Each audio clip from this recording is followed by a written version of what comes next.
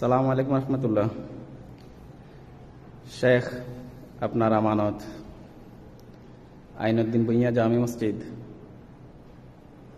আপনার দিনী কাজের পর্দা দিয়ে মসজিদের সৌন্দর্য, পর্দা, গড়ি, এরপরে পাশে গ্লাস। আলহামদুলিল্লাহ মসজিদের অনেক সৌন্দর্য ফুটে আসছে। মসজিদ অনেক জাঁকজমক সুন্দর দেখা যাচ্ছে। আসলে ভাইয়া আপনার মসজিদের দামগুলো ৮ নং জাইলাসকর ইউনিয়নের মধ্যে প্রায় মসজিদে আপনার দেওয়া সম্পদ, আপনার দেওয়া মাল, আপনার দেওয়া অর্থ আলহামদুলিল্লাহ সঠিক স্থানেই যাকে দিচ্ছেন, যখন যে সময় দিচ্ছেন সবগুলো ইনশাল্লাহ সুন্দর জায়গায় পরিবেশন হয়েছে। হয়তো সাময়িক আপনি দিচ্ছেন, আমরা চেষ্টা করেছি আপনার সময়টুকু, আপনার দানটুকুকে আমরা যেন পরিপূর্ণতা এনেছি। মাশাআল্লাহ আপনার গড়িটাও অনেক সুন্দর, উজ্জ্বল। যে কোনো মুসল্লি আসলেই আপনার কথা মনে পড়বে, মন থেকে আপনার জন্য দোয়া আসবেই, মন থেকে আপনার জন্য দোয়া করবে সবাই, যেন এই দানটা যেন অব্যাহত থাকে।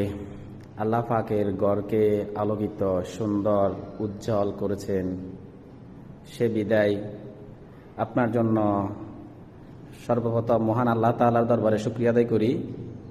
এরপরে কৃতজ্ঞতা প্রকাশ করি আপনার কাছে যে আপনি এত টাকা খরচ করে বিভিন্ন মসজিদের দ্বীনের উসিলায়, জান্নাতের উসিলায়, ইসলাম ও পরকালে আখিরাতের উসিলা পুঁজি করতেছেন।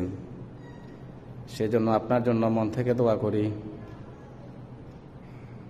আল্লাহ পাক যেন আপনাকে, আপনার প্রবাস জীবনকে সুন্দর ও সুখময় করে দেয় এবং আপনার কবর জগতে আপনার মা ও বাবা উভয়কে যেন জান্নাতবাসী করে, সেজন্য মন থেকে শুকরিয়া আদায় করি।